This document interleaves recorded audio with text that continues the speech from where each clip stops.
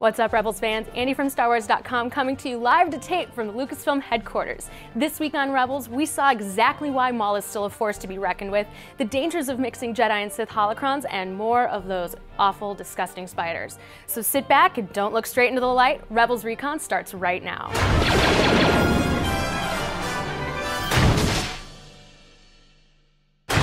With the crew taken hostage by Maul, Kanan and Ezra agree to give him the holocrons in exchange for their friends. I shall be in touch with coordinates for a rendezvous. Seeking the Sith holocron, Ezra and Kanan contact Bendu, who warns of the danger in combining the holocrons. Once a secret is known, it cannot be unknown. But after Kanan manages to free the rebels, Ezra helps Maul combine the holocrons, revealing potentially dangerous secrets. I see him.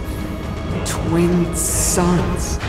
This week we saw the return of Darth Maul, as well as a look at how the events of Season 2 changed the relationship between Kanan and Ezra.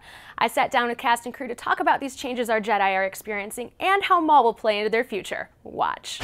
There's a lot of discussion going on about the balance in Ezra and Kanan's relationship being off. What was the state of their relationship going into this episode, and how has it changed after? We're still going to be dealing with the fallout from the Season 2 finale for a while. It's not something you could easily forget. And even though we advanced the timeline like by upwards of 6 months when we started Season 3, so much happened at the end of Season 2 that that's going to take a while to settle. Ezra feels responsible for what happened to his master. And early in the episode, if you notice, Ezra's trying to be protective of him because he already blinded his master in his opinion. So once they get down in the tunnels together in this dark place, Ezra is surprised that Kanan came down there and he realizes, oh, he's not hurt. He's not as damaged as he thought he was. They both have to admit to their own faults and forgive. And forgiving is such a difficult thing for people. I don't know why. Admitting you're wrong is such a difficult thing because when you don't and fear takes you, fear leads to anger, anger leads to hate, and we see this on a daily basis right now. How can Ezra help Kanan get back some of what he lost? He can continue to grow and listen and show respect for Kanan and enable him by showing him like, look, even though you can't see, I will burden more of the responsibility. And he does.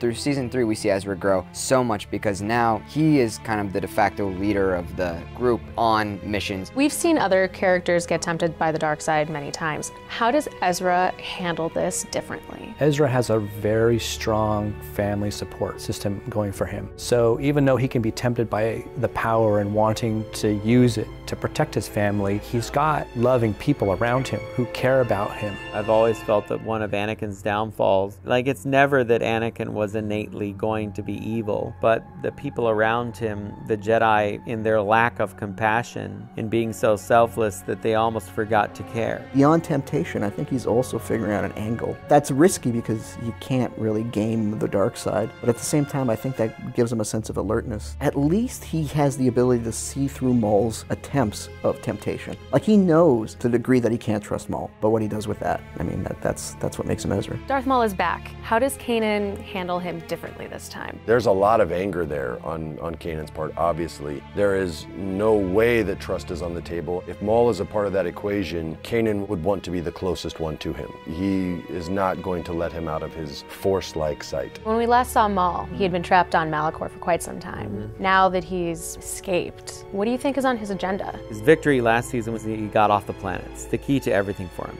So now he is spinning his little web and starting to make his connections. He's got a game plan and he's got stuff that he just can't let go of. He has lots of secrets buried in strategic places, and he's going to start uncovering some of those things as he gets to his ultimate end goal. Maul, I think, is still convinced that he can turn Ezra to be his apprentice. As long as he can dangle the carrot of, I can help you destroy the Sith, there's a chance he can get Ezra to fight alongside of him. Maul talks about what he's wanting, and he's wanting hope. What does that mean to someone like Maul? He's not interested about living forever. I think he's been denied death one too many times, and he realizes that's got limited appeal, so he needs someone else to embody that legacy. Maul actually isn't trying to be a Sith. He's trying to be something else, something that he's creating, and many people have tried that over the years, and it hasn't worked out, so we'll see how it works out for him.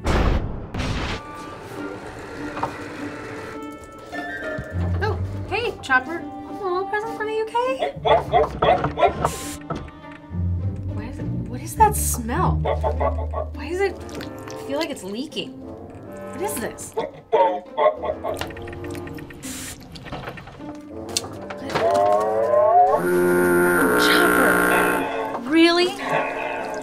English breakfast? Oh my god. How long has that been in there?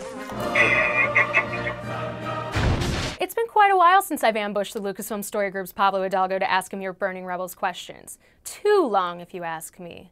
Let's change that, shall we? Hey, Pablo. What you reading? It's just research, Andy. I got 2 questions for you. Okay. All right, cool.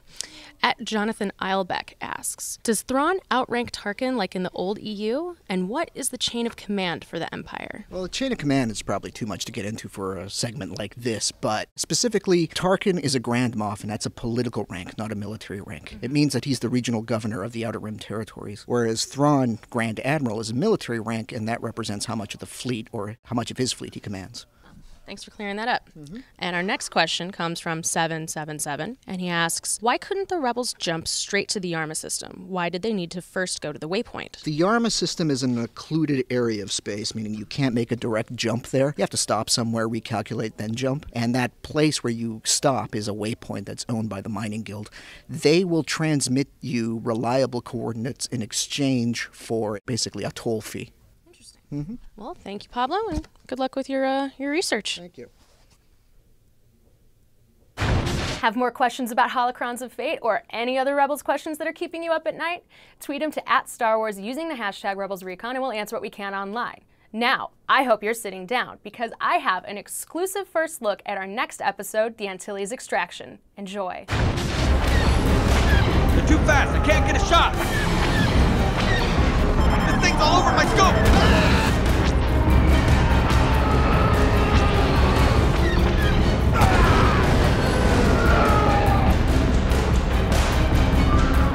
Transport to Imperial fighters. Stand down.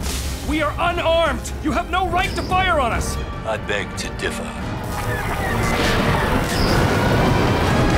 Thanks for watching Rebels Recon. We'll be back next week with another brand new episode. In the meantime, check out our episode guide for Holocrons of Fate on StarWars.com this Monday, or if you're feeling like more Rebels goodness, check out the Star Wars Show, another show I host on this channel, where this week we are sitting down with Zeb himself, Steve Bloom, to learn more about what makes our favorite Lasat tick. I'll see you next week.